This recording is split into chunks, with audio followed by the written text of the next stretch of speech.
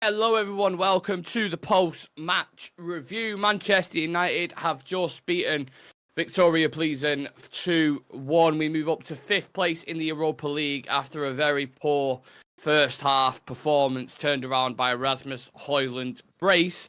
And we get our first European away win for Manchester United under Ruben Amorim. However, Sam, it wasn't as straightforward as that, was it?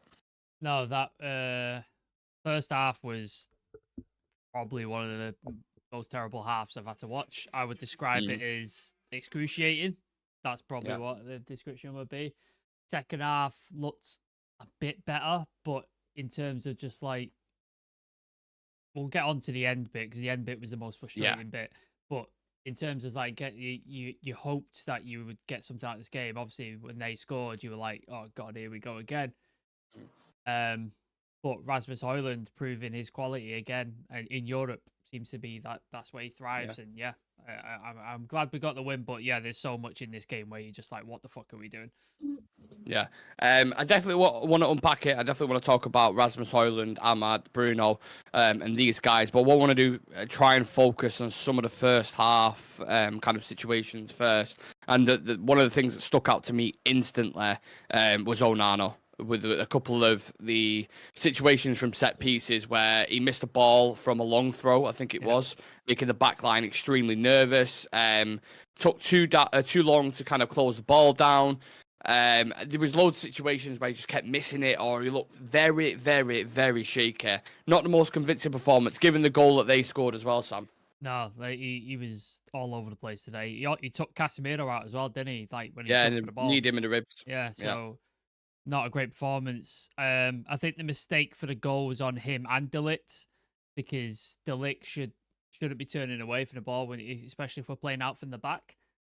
But then Onana should have realised his body positioning, that De Ligt was turning away, and it's like, don't. Do you know what it reminded me of, Sam? Do you know Casemiro when he got sent off last year? Oh yeah, against Galatasaray when he went to read it to him. Yeah, you had to make the tackle. Yeah, that it's just exact like blueprint of that. Like, yeah, it seems like we don't have communication between people at times. Like, it just seems like we don't talk to each other. Like, there just seems to be no sense of communication going on, because players will make decisions and then they'll turn around and look at the other guy going, "What are you doing?"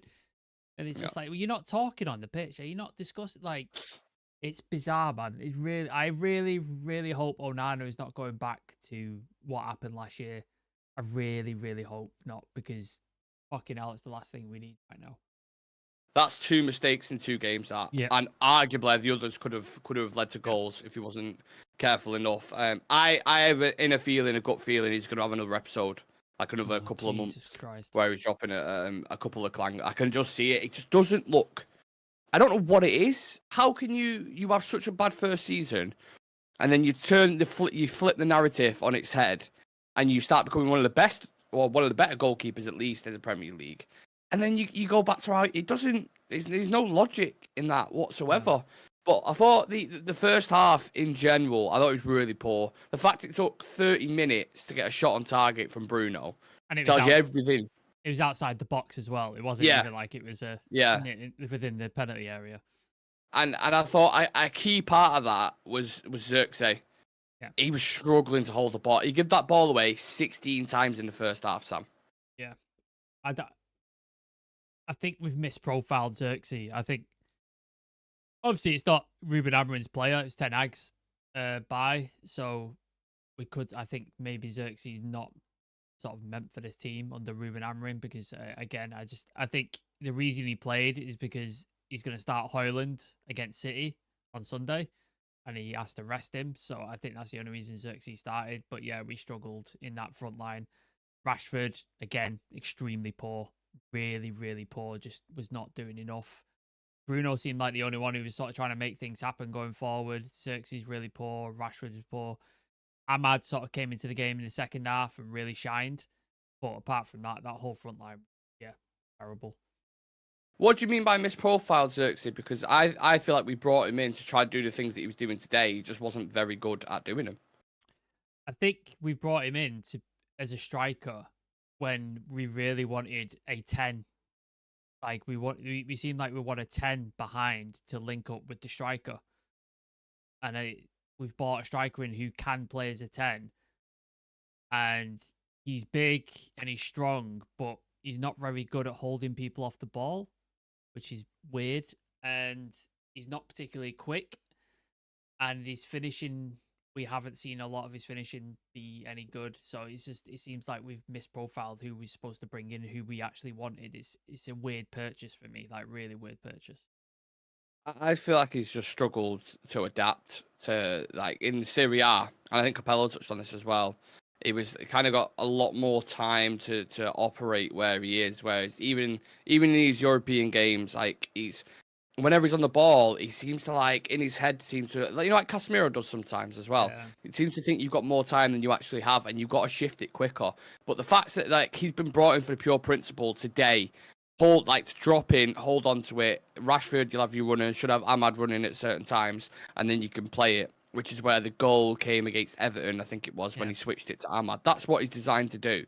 But when you lose the ball 16 times in one half, you're obviously not doing that job, and you're not doing it very well. So those two are really under the microscope for me at the minute, Marcus Rashford and Joshua Zirkzee. They've been poor for a bit, and I can't go into them anymore because I'll be here all day. You touched on Amad Diallo, who was much better in that front three. Incredibly well for the equaliser, and then Højlund scores again in Europe. Yeah, no, Ahmad shined in that second half. He seemed like he wanted to make things happen. Every time he got on the ball, he was a threat. He was making runs down the side, trying to dart into the box and create a bit of chaos. And yeah, was on it for the assist for Højlund. Again, I think it was mentioned on commentary a couple of times. It's like, it's almost criminal, like how he wasn't utilized on Erik ten Hag, isn't it? Like, this kid is probably the best player we've got in our front line at the minute, like, bar none. Like, probably one of the best players. He's consistent each week. He provides something. He works hard. And we finally got to see him in that number 10 position, which we've all been asking to see. And I thought he did extremely well, especially in that second half. I thought he was really, really good. Apart from Højlund, I thought he was probably man of the match in that second half. I can't give it to anybody in the first half because everybody was terrible. Well, Højlund could have had more than two. There was a chance where Bruno played a really good pass straight across the box. When he stopped. It was like on his left foot on the left-hand side. He just literally fizzed it straight across the box into Rasmus, and Rasmus he was just kind of scrapping with the defender. You had then Mason Mount, who missed a massive chance, 1v1. I was like, 2 chances. Yeah, he could have had a couple. But I thought the subs in general changed the game when they came on. I thought they looked decent. Mason Mount worked really hard, sort of got in dangerous positions, like you've just alluded to. Could have scored 2 goals. Højlund obviously got 2 goals. Probably should have had a hat trick.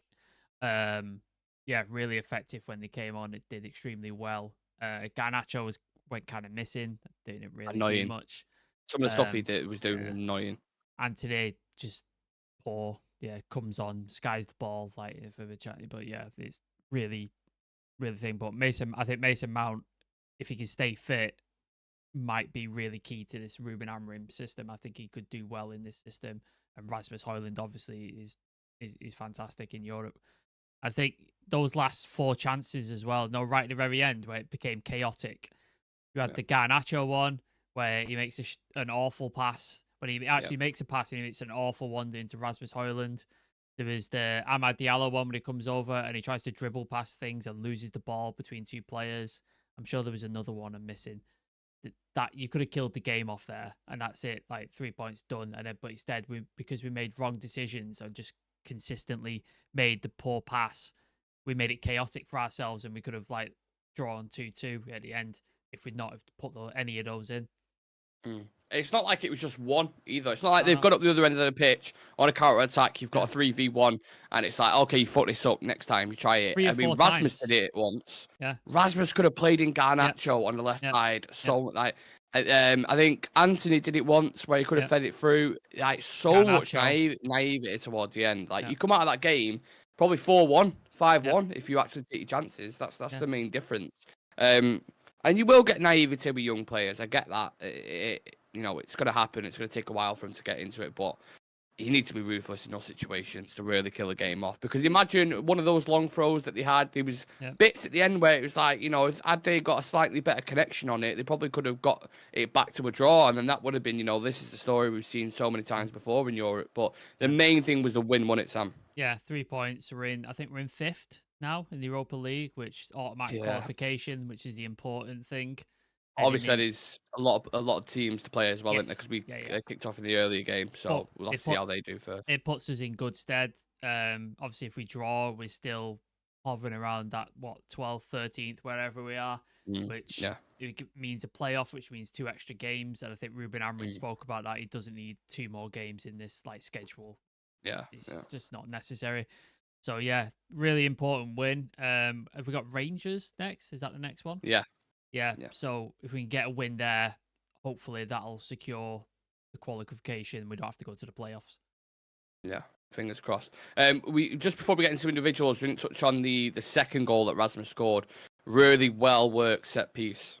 Yeah, was it Bruno? I think put it through. Yeah, nice little ball, straight through the lines into the box. Rasmus running the channel, gets on the end of it, puts in the back of the net. Great finish, and he held off the defender. He almost lost the defender with the run and the sort of movement that he had. And I think that's where he thrives best, is like those runs into the channel through centre backs between them and sort of making them guess which way he's going to go. That's what he thrives at. And I think I saw him score quite a few goals for Atalanta doing that sort of movement. And yeah, great finish. And I love to see that. And that's exactly how we should be playing him. And we should be making more use of set pieces, because every single one of those corners up until the Mason Mount one was fucking awful. Just blast it into the first man defender at the near post and then just lose the ball. So yeah, make more use of set pieces. Yeah, he's spoken about that in his press conference, talking about how we have to be a bit smarter because we're quite a small team, and obviously that's a pure example of it. I thought the ball into Rasmus, it was actually really difficult to take, because if you looked at the pitch during the game, very bobbly. Like when they passed the ball, very, very dry. It looked like a tricky surface to play on. And just before it got to Rasmus, it kind of bobbled up a little bit. So we had to control it really well and then hit it kind of on the half volley as well. And it was actually a really good finish. So yeah, in terms of Rasmus Højlund, I thought when he came on, completely changed the game. And his numbers kind of suggest that as well. Not just that, but in this game, 34 minutes he played, 4 shots, 3 on target, 2 goals, 1 out of 1 tackles, 1 big chance created. And Rasmus Højlund in Europe since joining, 12 games, 10 goals. Seems to do really well, doesn't he? In European. We saw that, didn't we, in the Champions League? Like, he wasn't scoring in the Premier League, but every Champions League game he seems to get a goal or 2, didn't he? Yeah, European football suits him, and that's fine by me. If he wants to score his goals in Europe, all the better. Hopefully he can start scoring in the Premier League as well. That would be nice. But yeah, he seems to be really, really have a good ability to score in the European competition. Yeah, of course, a striker cannot be as good as he is without his, the guy playing the balls, being the assister. And Bruno Fernandes today against Viktoria Plzen, 1 assist, 7 key passes, 7. Wow. 8 ground duels won, 1 clearance, block, tackle, interception, 111 touches. And he was in the deeper role today, which we didn't really like against Arsenal when we did the post-match review in that. But I thought he was good today. I don't know. Would you agree, Sam? Yeah, he's decent. I thought against Forest he was quite wasteful. It was very frustrating. But yeah, I thought he was a lot better, especially the second half. I thought he was definitely a lot better. There's some good passes there. Obviously, he had the first shot on target as well, which was a bit speculative, but at least he was trying. Got to try something. Yeah. So, yeah, a lot better of a performance. And again, how many times have we said this about Bruno, though? Every week, it's just like sometimes he's shit, sometimes he's decent. So if he can start putting some performance together, like 3, 4, 5, 6 games playing well, it'll help the team. We'll get some more wins, and it benefits everybody. But just he seems to go up and down depending on the game. Yeah, and that's a theme with United players in general. In it, the consistency is really hard to grind it out of these players, despite whatever age they're at. I thought the others ones in the game were pretty quiet actually. Casemiro, I didn't really notice much. No. Sandro, I didn't really notice much of. No. I thought Mazraoui did his job really well and Delict did the job well, but it's just that front three in it that they've got to get that right. And I don't know who that is. I'd love to hear what everyone else is saying. I think there's a couple of people touched on it in the chat. It seems like Højlund and Ahmad they seem the two, don't they? Like they seem the two. And Mount, that's the three maybe I'd go Mount, with. yeah, maybe Mount. But like Ahmad obviously is the standout. Højlund seems to be finding some sort of form at the minute, getting goals in Europe especially. So they seem like two of them. And then, yeah, maybe you're right. Maybe Mount's the other one because Rashford ain't doing it, Garnacho ain't doing it, Xerxes isn't doing it. So yeah, maybe Mount is the one. We'll talk about Ahmad, the Manchester derby on the horizon, and man of the match momentarily. I just want to go to the comments. So Brian Casey, evening lads, shit performance, decent result, so many players underperforming. Spot on in your analysis, Brian, as always. Zedit says Ahmad is the only person on the team with intelligence. The pass and goal created so many chances. I definitely agree with that. I do think game management and intelligence is a massive red flag, especially with the attackers. But I think it is simply because of their age. They're not experienced enough, and they need to learn from that. Mentality as well. Mentality is you develop mentality through age and experience, and they don't have any, so the mentality isn't strong enough yet. McMillan, game changed when Mount came on. He was the only one playing, playmaking, proper runs in behind the positions he was getting in to receive the ball. He's an intelligent footballer. Garner could have played Ahmad in. Ahmad should have played Bruno in the first half instead of passing to Rashford. Højlund was just interviewed and said he saw Bruno do that with Martial. And who was that against? Manchester City. There you go. So, yeah, hopefully another one of those at the weekend. I think a loan would do Garnacho so much good. We would see if he could really shine. He could do what Ahmad did at Sunderland. Would you loan Garnacho at this point, Sam?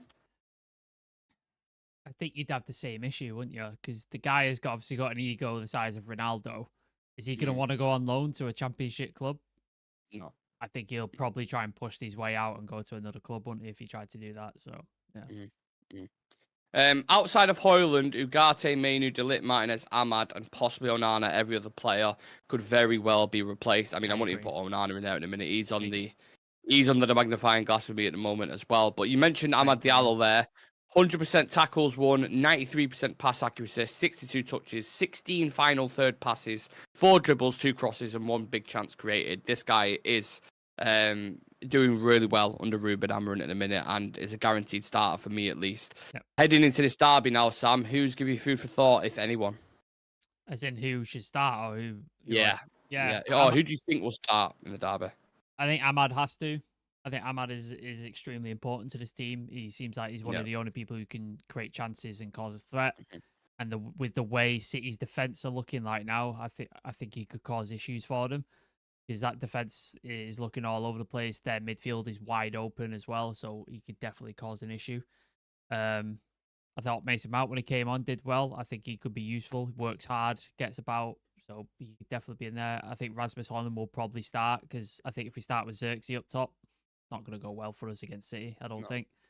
Especially trying to retain the ball against a City team who do like to keep possession. Yeah. It's a fucking nightmare, isn't it? I think you have to have Ugarte in that midfield, don't you? You have to have him. Like, if De Bruyne and people like that, Bernardo Silva, breaking them up and getting involved with them tackles and stuff like that. So I think he has to play. And then we're probably going to see Bruno in that deeper role, aren't we? I think Bruno probably plays next to Ugarte. I think that we'll probably see that. And then you'll probably see the same back line, I reckon, because that's arguably our strongest back line, would you say? In a minute, with Shaw with Shaw not there. I think Yoro may come into it. I think he might go on the right side, and I would prefer Maz instead of Alessandro, just personally. Yeah. But I don't know. I don't know if he'll. You don't know with Amorim, do you? That's the thing. He could start Xerxes. He could start. The whole team could be completely different. So I have no idea what to expect. That derby in general, I just don't know what to expect going into it. It's such a. You could like, with the way City are at the minute, the confidence, like Pep's losing his fucking mind. Players are saying they're making it too complicated. So you think, oh, it's a perfect time to play City, but we're not in exactly great form. And then in my head, I've got this nagging feeling at the back of thing.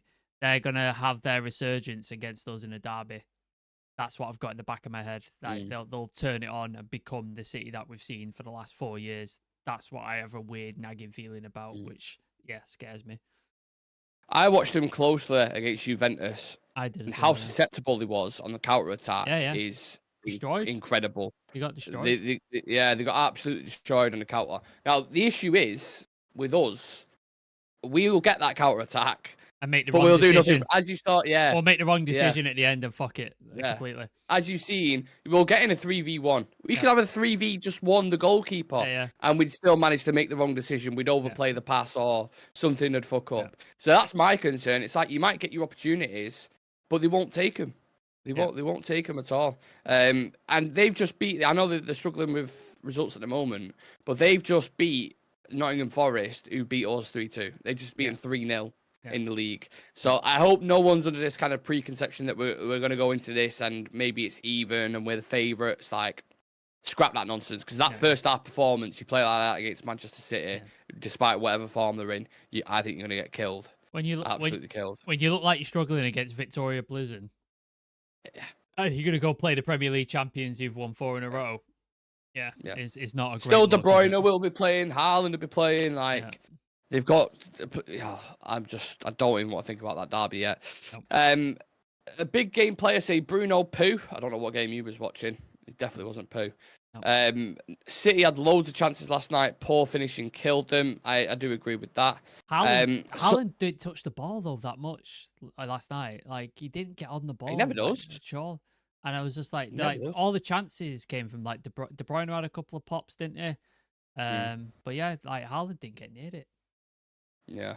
I can't read that. Socio Priela Abren Boy, I think it is. Onana should be sale out by January now, please. Very harsh. I think Ahmad plays as a wing back against City. Ahmad will be more dangerous at wing back on the counter. Yeah, there's going to be a jumble in there. It's not going to be the same team that we've seen tonight. I think Mainey was rested for a reason. I think Ugarte was rested for a reason. I think a lot of these players will get minutes or at least start. Maybe you're right about Yoro because he didn't even come off the bench, did he? He was on the bench and he didn't even come off the bench. So yeah, maybe you are right about Yoro. Yeah.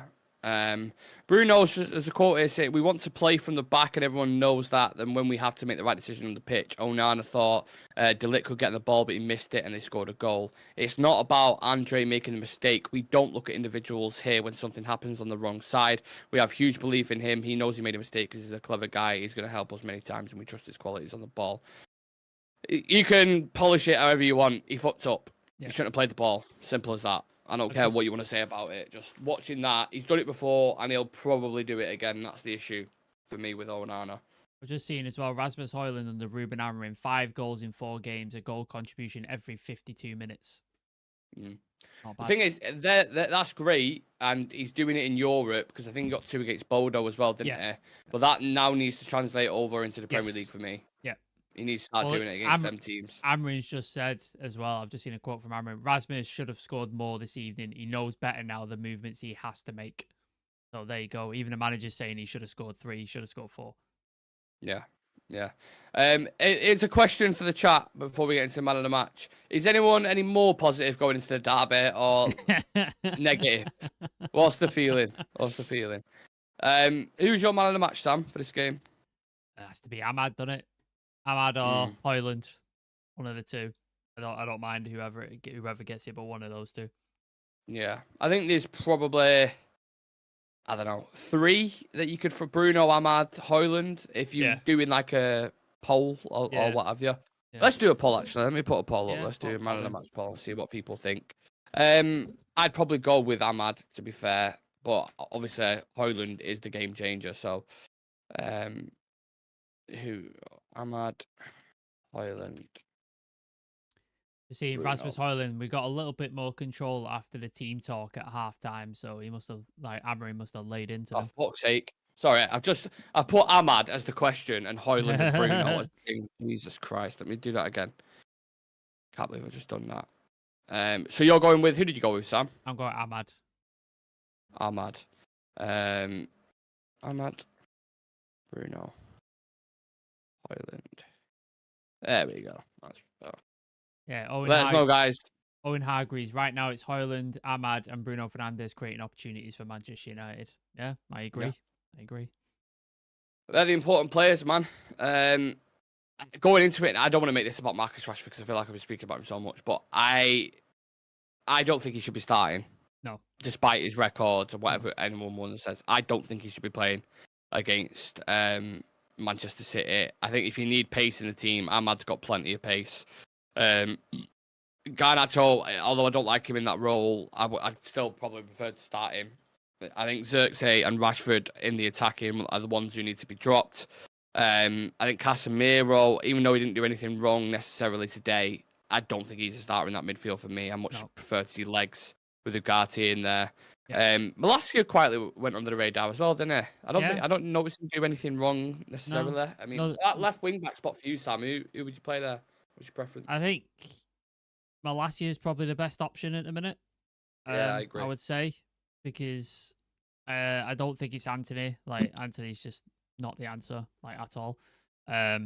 So Luke Shaw, obviously, he can't be trusted, he can't be relied upon. And then the other option is Mazraoui, but I think he's probably better in that left centre-back or right centre-back role at the minute. I think that's where he's thriving. So, yeah, I think Malacia's probably... And it, again, another... When did he come off? Like, 70-odd minutes for Anthony? Yeah, so he's getting there. Another 3/4 of a game under his belt, which is good. Yeah. Fitness and stuff. So, yeah, all positive. Yeah.